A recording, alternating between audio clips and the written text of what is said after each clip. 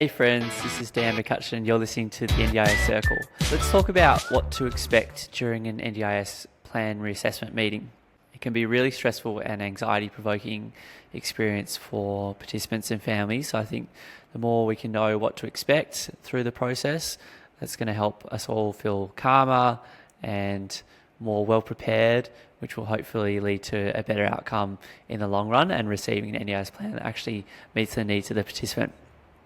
So generally a couple of months sort of before the scheduled plan reassessment end date, the NDI will contact either the participant or the support coordinator or a key support of the participant, such as the guardian, and say, hey, we're coming up to the end of the NDIS plan for this person. Can we arrange a suitable time to schedule a meeting? Who would you like to invite to that meeting? So the participant can decide who they want at that meeting. It can just be yourself as a participant and your decision maker, or it can be a participant, generally support coordinator, a key therapist, and you can also invite an advocate or a support person as well. It's totally up to you. I guess you want to have the people there that are necessary to communicate what they need to and communicate their perspective, while also keeping it small enough that the voice of the participant doesn't get drowned out by all these professionals sort of pushing their own agenda for their funding or their particular perspective on things, and losing the voice and the needs and the voice of the participant who should be at the centre of that meeting. Back in my day when I was an NDI planner, we did the majority of the meetings in person, but since COVID, and I guess this is reflective of most businesses and the world in general, a lot of things are done virtually now, and that's been true of planning meetings, which I've had Circle SC support coordination practice been open for almost a year and a half, and I've never done an NDIS planning meeting in person in that time. So that shows you how many of the meetings are now done via Microsoft Teams, which is the NDIA's preferred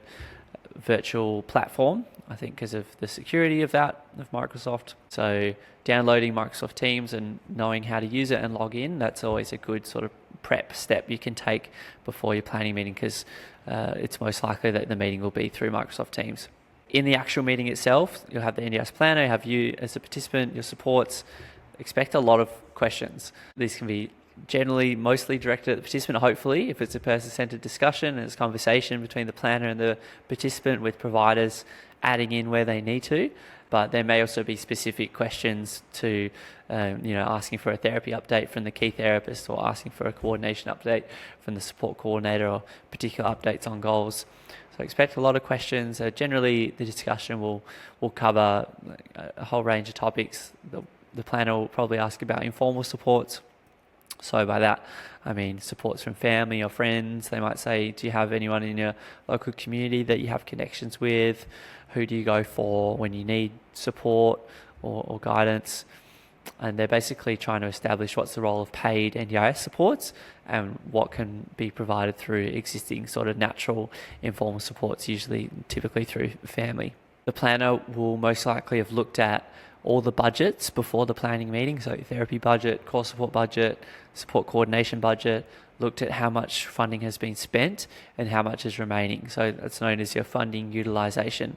So if funding in a particular category or particular budget is being overutilized, like it's already run out by that point, or it's pro rata, it's scheduled to run out before the end of the plan, the planner might ask questions about that, or I've noticed this budget it's due to run out before the end of the plan. Can you let me know why that is? Was there something that came up? Is that because the plan didn't meet your needs? So just talking that through. And also conversely, if a budget is underutilized, so let's say, I remember when I was a planner, I funded $100,000 in a core budget for a young woman up in the Kimberley region of WA who lived in a remote community up there. We came back to the plan a couple of months later, revisited it, and noticed that not a single dollar had been spent. And sort of unpacking that and contacting her and talking to the providers, I realised that, there weren't actually any providers in the local area where the young woman was. So it wasn't really a funding issue. It was a thin market of service providers and a lack of supply and to compensate for the demand there was only, I think, one local service provider, and for some reason they weren't suitable for that young woman. So yeah, they will obviously ask about that. We noticed that you didn't use any of your core supports, or you didn't use your therapy budget. Can you let us know why that is?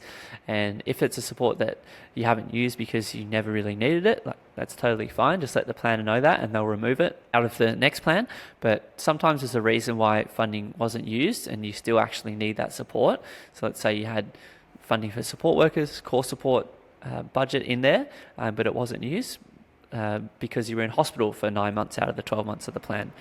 Just because it hasn't been used doesn't mean that the participant doesn't need it in the next plan. So if that applies to your situation as a participant, just be prepared for that answer and say, hey, yeah, I still need that support, but I was in hospital, or I had a service provider withdraw on me, or I had these personal circumstances that meant I couldn't use my NDIS plan. Just come prepared, because that question may come up.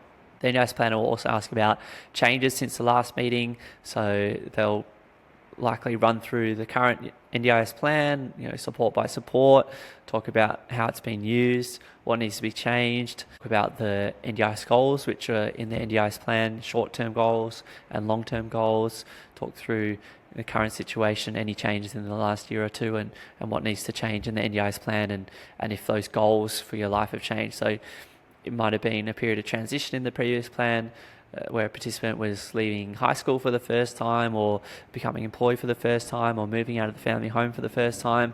Obviously, if that's been achieved in the current plan, then the new plan, those goals might no longer be relevant, and then they need to be updated and changed. Risks is a key sort of aspect to the discussion as well.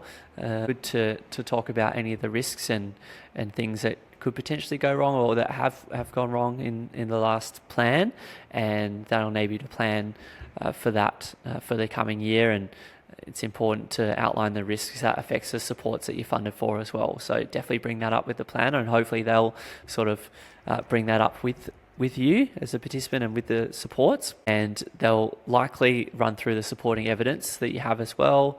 They might have a printout of the functional capacity assessment or therapy reports, or the support coordination plan reassessment report that's hopefully been done.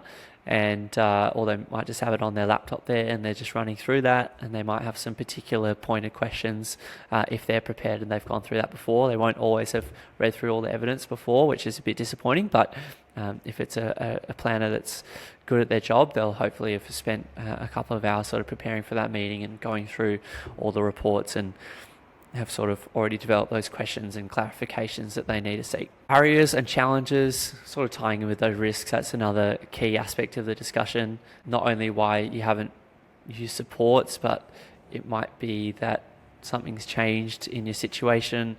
There's some increased challenges or barriers in your life, and that might mean that you need increased support in the next plan. So definitely outline those if they exist. I think it's important to note, as an NDIS provider, that even we can find it a stressful experience, but I can't imagine what it's like for an NDIS participant and family member to go through this process. For us as providers, we can go home at 5 p.m. and get on with the rest of our lives, but for a participant, the outcome of this meeting and receiving an NDIS plan that doesn't meet their needs can mean that they're not able to have a shower next week, or worst case scenarios, it can mean a participant has to be admitted to hospital. Like, it's a really significant meeting, and it's got significant consequences. So as providers, I think we have a duty and responsibility to really prepare and make sure all our ducks in a row before that meeting, and to help the participant to stay as calm as possible and to communicate their needs. Thanks for listening, guys, and see you next week.